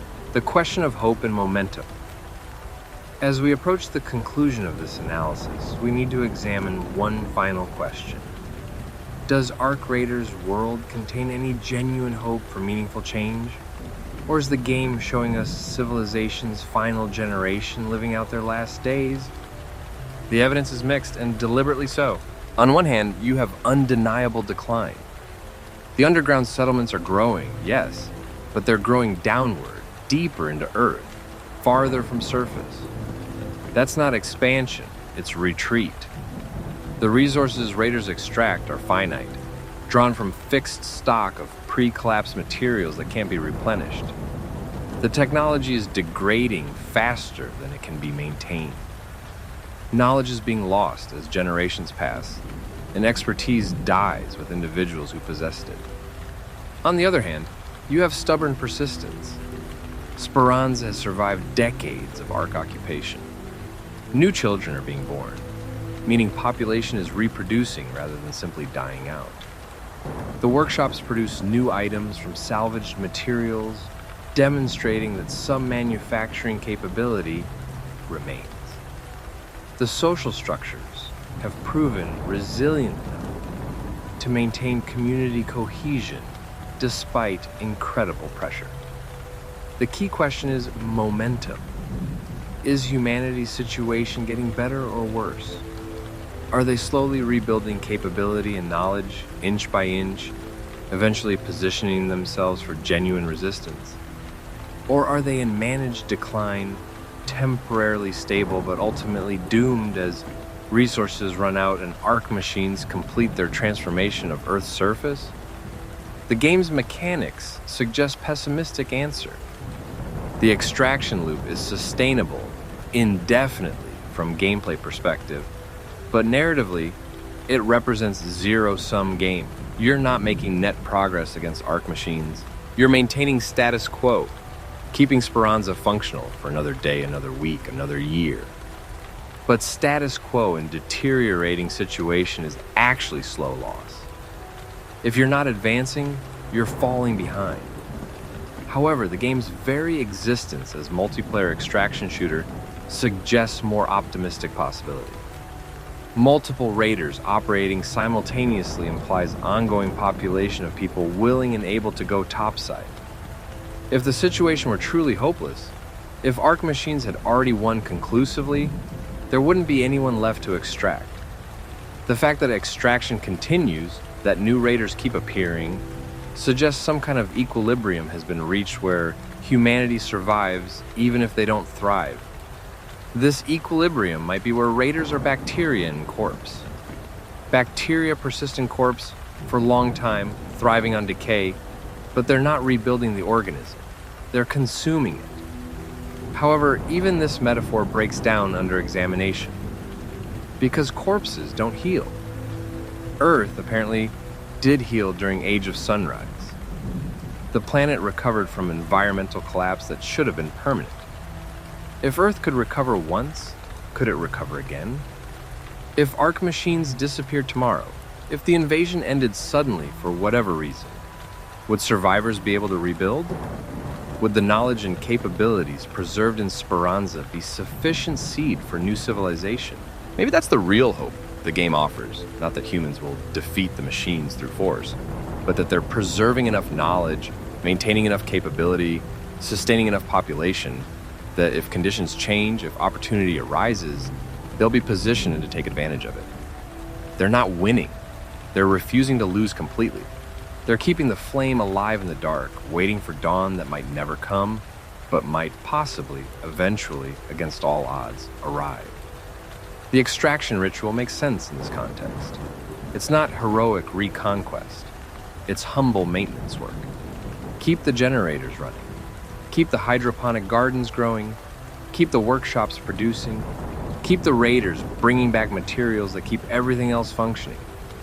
This isn't glorious, but it's necessary. And there's dignity in necessary work performed competently, even when ultimate victory seems impossible. Conclusion. The answer in the question, so we return to where we started, having examined ruins and machines and technology and economy and ritual, having accumulated all this evidence about what Ark Raiders' world is and how it functions. Are raiders reclaiming Earth, or are they bacteria living in its corpse? The answer is that the question creates false binary. Reclamation and parasitism aren't opposites, but phases in longer process. Bacteria decompose corpses, yes, but decomposition returns nutrients to soil that enables new growth. The bacterial stage isn't death of ecosystem, but transformation that creates conditions for next phase. Raiders might be scavenging inherited wealth now, but they're also preserving knowledge, maintaining culture, keeping human civilization alive in conditions designed to exterminate it. Earth isn't dead. Earth is recovering from near-death experience, and the struggle between Raiders and Ark machines is struggle over what that recovery will look like. Will the surface be dominated by machine presence and purposes we don't understand? Or will humans persist long enough for circumstances to shift in their favor? The answer hasn't been determined yet because the story is still unfolding. What Ark Raiders does brilliantly through its environmental storytelling, its aesthetic choices, its gameplay mechanics, is show us what survival looks like in absence of hope for quick victory. This isn't a game about heroic resistance, defeating evil empire in climactic final battle. It's a game about endurance, about maintaining capability through long dark period, about finding meaning in repetitive struggle against overwhelming odds. The Cassette Futurism aesthetic tells us humanity's technological progress has stalled, but stalled isn't reversed. The warm analog gear works. It can be maintained. It's appropriate technology for current conditions, even if it's not the sleek digital future that 70s and 80s visionaries imagined. The extraction economy shows us survival is difficult, often brutal, but possible. Communities like Speranza exist. They function. New generations are being born and raised underground. Life continues. The Ark machines are invasive species terraforming Earth, but invasive species don't always succeed. They often overextend, exhaust resources, create conditions for their own collapse. The machines seem invincible now, but so did first wave machines before Victory Ridge. Humanity learned how to fight them once.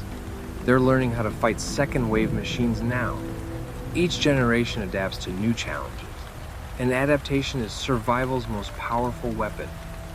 The environmental storytelling in locations like damn Battlegrounds and Buried City shows us worlds that moved on without us, yes, but moved on doesn't mean became incompatible with human life forever. The dunes shift, the ruins settle. Eventually, these locations might be accessible again, might be reclaimable for human purposes. The question is whether humanity persists long enough to see that possibility realized. The extraction ritual gives us a glimpse of what makes humans human. Not our technology or our settlements, but our capacity to create meaning through repetition, to maintain culture through crisis, to cooperate and even sacrifice when logic suggests pure selfishness would serve us better.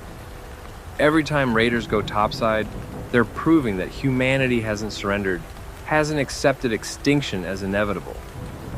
They're arguing through action that survival itself is worthwhile, that continuing to try matters regardless of ultimate outcome. Are we reclaiming Earth or living as bacteria in its corpse? We're doing both.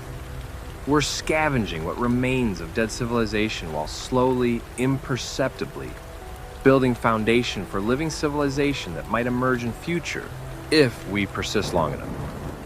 We're decomposing old world while composting nutrients for new world. We're bacteria, yes, but bacteria that dream, that build, that refuse to accept our role as merely destructive agents in decay process.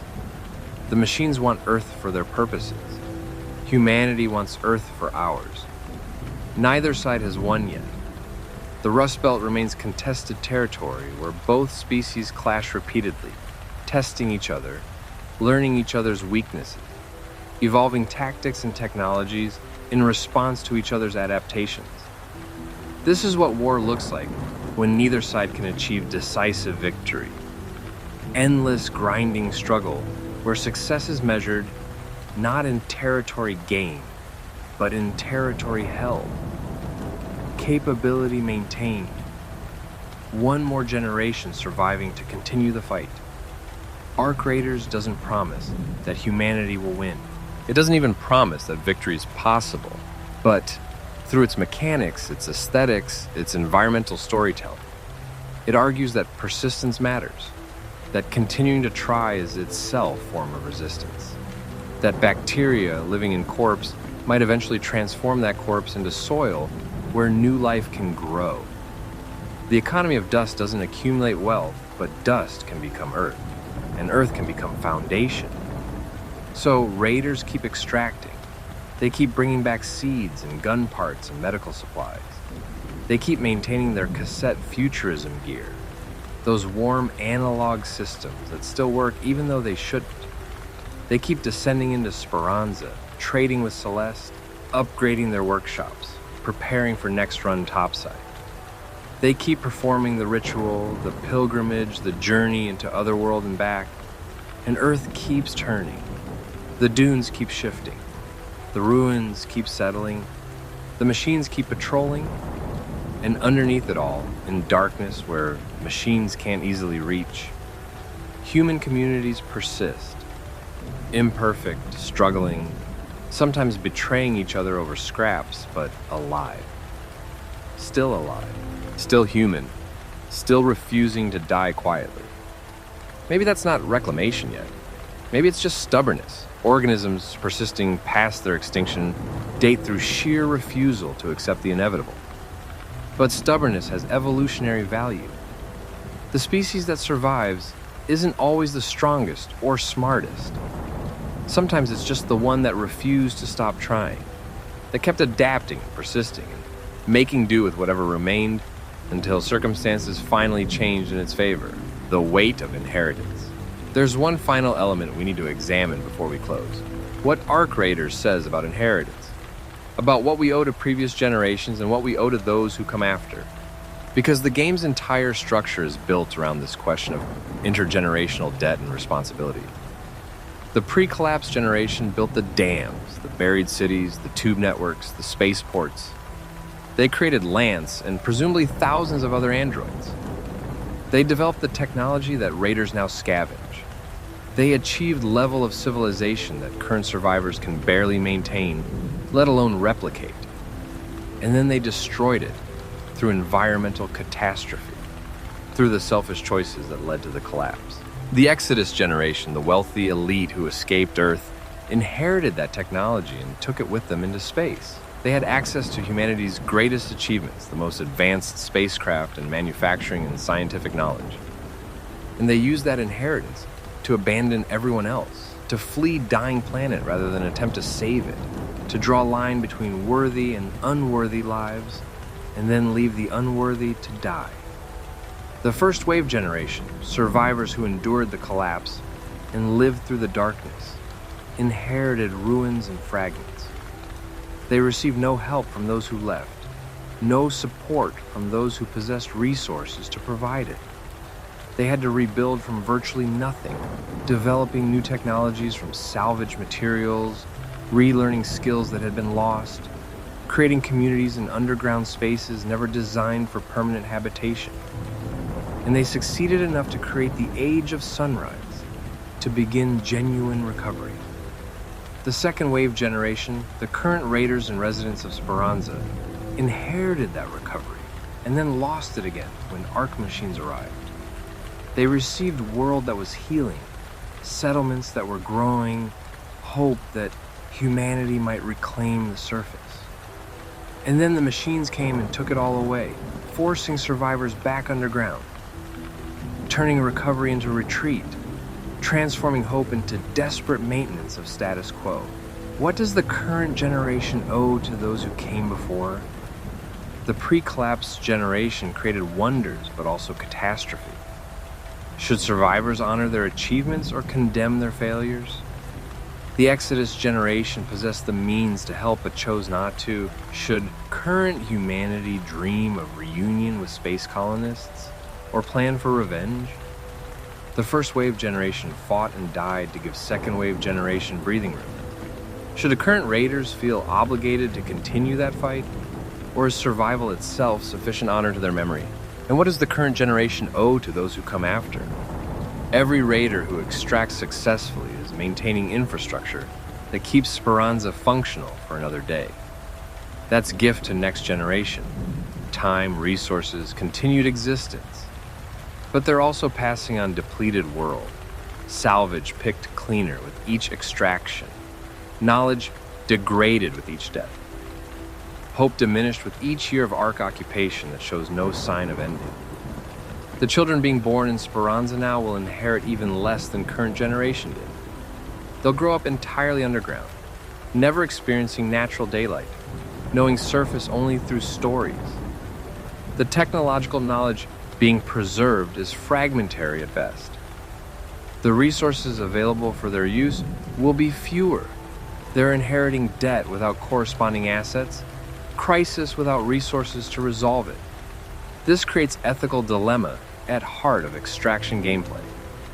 Every time you extract successfully, you're taking resources that could theoretically be preserved for future generations. Every gun part you use to repair your weapon is gun part that won't be available decades from now. Every seed planted in underground hydroponics is seed that isn't being saved as genetic reserve for potential future surface agriculture. You're consuming inheritance that belongs to people not yet born. But if you don't extract, if you don't use those resources, Speranza collapses now, and there won't be future generation to inherit anything.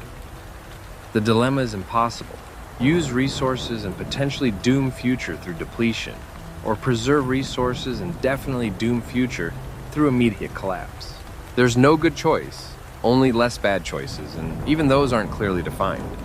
The game doesn't moralize about this.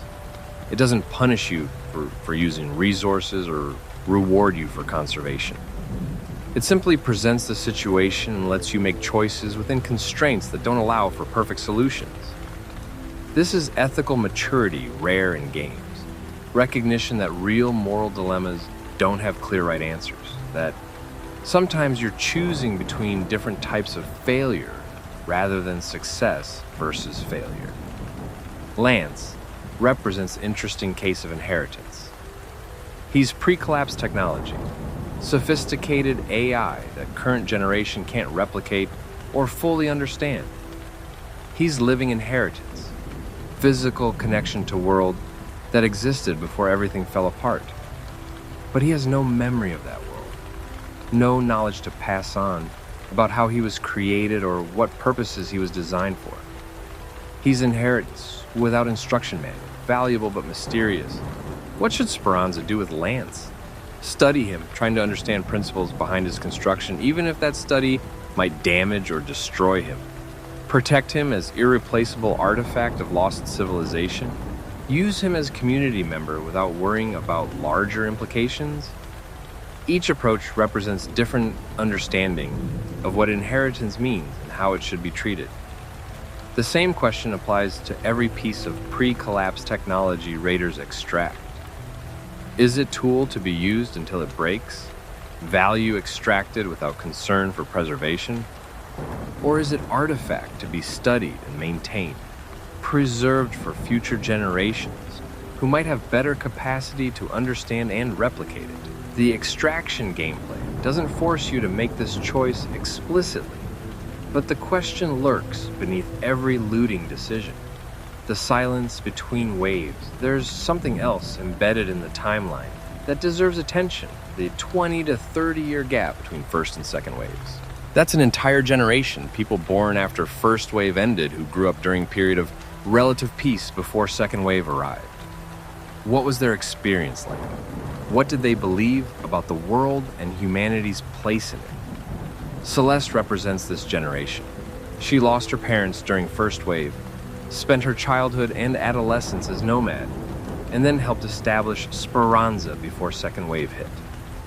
Her life spans the entire interwave period, from catastrophe through recovery to catastrophe again. She's seen both humanity's capacity to endure and its vulnerability to forces beyond its control. But there must have been others born later in the interwave period, children who grew up in Speranza when it was safer, who never knew first wave and barely remembered its aftermath. These would be teenagers or young adults when second wave arrived. For them, the Ark invasion wasn't return of known threat, but arrival of legendary monsters from parents' stories that suddenly became horrifyingly real. Imagine being teenager in Speranza during those final years before Second Wave. You've heard stories about First Wave, about Battle of Victory Ridge, about the machines that nearly destroyed humanity. But those are history, not current reality. The surface is dangerous, but not because of machines, because of environmental damage, unstable ruins, resource scarcity. You're training to become Raider, learning to navigate topside, developing skills for salvage operations in a world where biggest threats are accidents and environmental hazards. And then the machines return. Except these aren't the relatively simple first wave units your parents described. These are sophisticated hunters with advanced sensors and weapons, operating in coordinated patterns, establishing permanent presence across entire surface. Everything you learned about topside survival becomes inadequate overnight. The safe routes aren't safe anymore. The ruins that were merely dangerous become death traps. The skills you developed aren't sufficient for threats you're now facing. This generational trauma, experiencing catastrophe that your parents survived but you're unprepared for, would create specific psychological profile. Rage at parents for not preparing you adequately. Guilt for not taking their warnings seriously enough. Terror at discovering world is even more hostile than darkest stories suggested. And underneath it all, desperate determination to not fail your own children, the way you feel you were failed. The fact that Speranza survived Second Wave's arrival at all suggests remarkable resilience. This wasn't prepared military force with fortified positions and coordinated strategy like First Wave resistance. This was civilian population caught off guard by overwhelming assault, forced to retreat and adapt rapidly or die. That they managed to establish underground settlements and maintain community cohesion speaks to human capacity for crisis response, even in worse circumstances. But the cost must have been enormous, not just in lives lost, but in psychological trauma inflicted and social bonds broken, in optimism crushed. The interwave generation probably thought they were building toward better future. They were recovering, expanding, believing that humanity had turned corner and could look forward to genuine progress. Second Wave destroyed that belief along with their settlements. This betrayal of hope might explain some of the cynicism and paranoia evident in Speranza's culture. Shawnee conducting business through peephole rather than face-to-face. Contradas hoarding resources and looking after their own rather than cooperating. Raiders betraying each other topside over scarce salvage. These aren't just responses to current scarcity. They're responses to having hoped before and having that hope destroyed. The game's tone, that calm, investigative, slightly melancholic atmosphere, captures this perfectly. This isn't world of heroic resistance and stirring speeches about humanity's indomitable spirit. This is world of exhausted people doing necessary work without illusions about outcomes. They've learned not to hope too much, because hope is vulnerability, opening yourself to pain when circumstances inevitably worsen.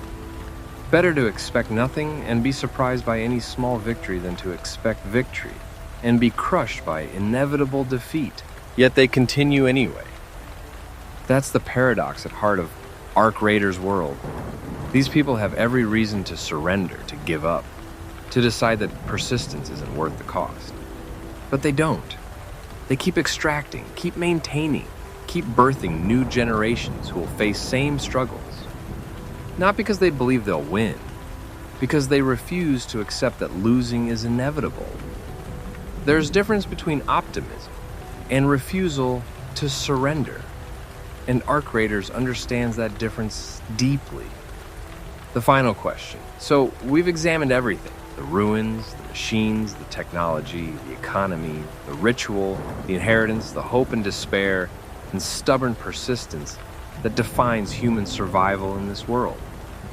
We've asked whether raiders are reclaiming Earth or merely bacteria in its corpse, and concluded that the question itself is flawed, that both descriptions contain partial truth. But there's one final question we haven't fully addressed. Does it matter? Does it matter whether raiders are making net progress or just maintaining status quo? Does it matter whether they're reclaiming Earth or decomposing it? Does it matter whether future generations will thank them or curse them for clinging to existence in a world that seems designed to exterminate them? From one perspective, no, it doesn't matter. The universe is indifferent to human survival. Earth will continue existing whether humans inhabit it or not. The Ark machines operate according to their programming or directives without caring about meaning or legacy.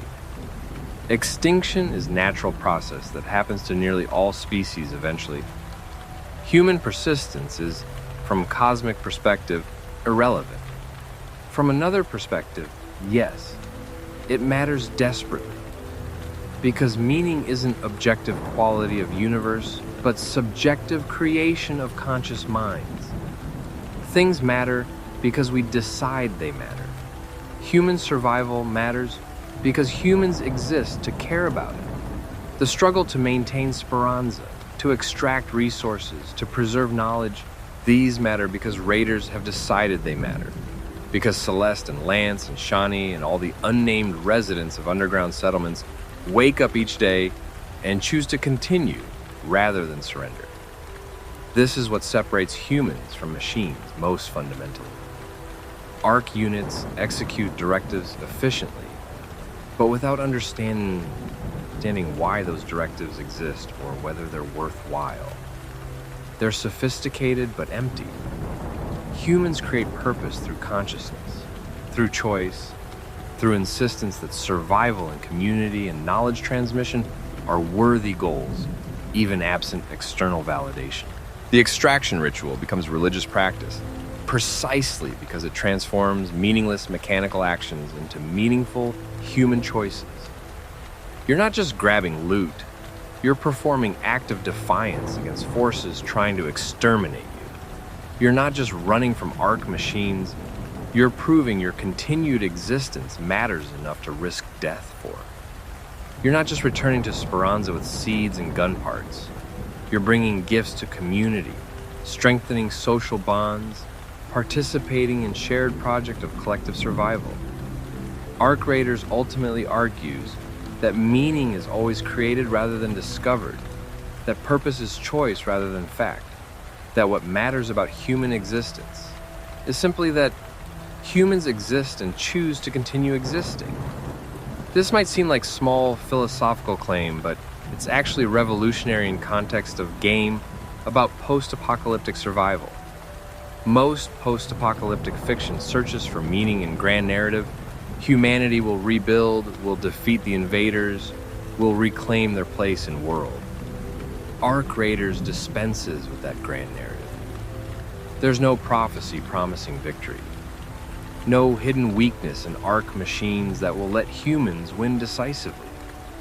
No cavalry coming to rescue survivors. Just daily grinding struggle to maintain capability for another day, another week, another generation. And the game says, that's enough. That maintenance of capability, that refusal to surrender, that daily choice to continue, these are sufficient meaning. You don't need ultimate victory to justify existence. You don't need to reclaim Earth to make persistence worthwhile. You just need to keep going, to maintain the flame, to ensure that when you die, because you will die, everyone does, someone else can carry on the work you've been doing, closing. The extraction continues. So we descend once more into Speranza. We check our gear, select our loadout, head to the tube network. The elevator rises. The surface approaches. The Rust Belt awaits, hostile and unforgiving, filled with machines that want us dead and ruins that whisper stories of worlds that moved on without us. We ascend into danger anyway. We scavenge what we can. We fight what we must. We extract if we're lucky, or we die if we're not. And either way, tomorrow, someone else will do the same. We'll keep doing the same. We'll continue performing this ritual of ascent and scavenge and extraction, this desperate high-stakes bargain with forces that dwarf us, this theft of fire from gods made of metal and malice. Because what else is there to do? Surrender? Extinction? Those are also choices, but they're choices humanity has rejected so far. The bacteria keep persisting in the corpse. The natives keep fighting the invasives. The raiders keep raiding. Earth keeps turning. And somewhere in that persistence, in that refusal, in that continuation against all reasonable odds, something that might eventually become reclamation continues to germinate in the dust. We don't know if those seeds will grow. We don't know if Earth can be reclaimed, or if humanity is simply prolonging inevitable extinction. We don't know if future generations will exist to thank us or curse us for choices we're making now.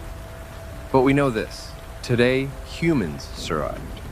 Today, Speranza still stands.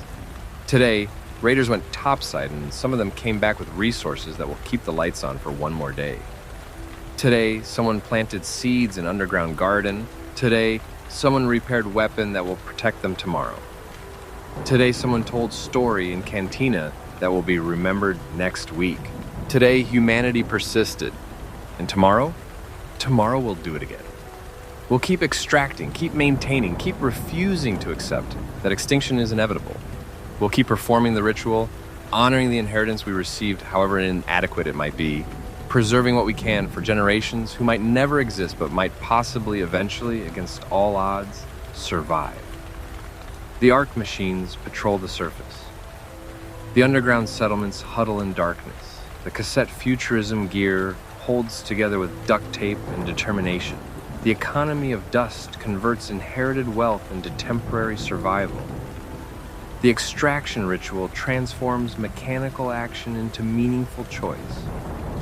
And humanity persists, stubborn and struggling, and sometimes cruel to itself, but alive, still human, still refusing to die quietly in the corpse of Earth. Are we reclaiming the planet, or just living as bacteria in its decay? We're doing both. We're neither. We're something else entirely. Survivors in the truest sense, people who've lost nearly everything but refuse to lose the last thing, which is simply the fact of continued existence. Maybe that's not glorious. Maybe it's not enough to build grand narratives around. Maybe it's just stubborn persistence in face of overwhelming opposition. But it's what we have, it's what we do, and we'll keep doing it, keep extracting, keep surviving, keep maintaining capability for as long as possible, until the Ark machines finally exterminate us, or until circumstances change and opportunities arise, or until Earth itself decides whether humanity deserves to inhabit it, or whether the planet has moved on to something else, something that doesn't need us anymore. The extraction continues. The ritual persists. The flame stays lit in the darkness. And that, perhaps, is answer enough. Thank you for joining me on this deep dive into the world of Ark Raiders, where we've examined not just the lore, but the philosophy embedded in every ruin, every machine, every desperate extraction with backpack full of seeds. If you found this exploration valuable, please consider leaving a like and subscribing to LoreEnce. There's so much more to uncover in this world and others like it. Stories buried in environmental details, narratives whispered through gameplay mechanics, questions about who we are and what we become when everything falls apart. I'll be here, pulling at threads, uncovering connections, trying to understand what games are really telling us beneath their surfaces. Until next time, stay safe topside. The extraction point is waiting. And remember, the cycle only continues if we let it. But sometimes continuation itself is victory. Sometimes just surviving one more day is reclamation enough.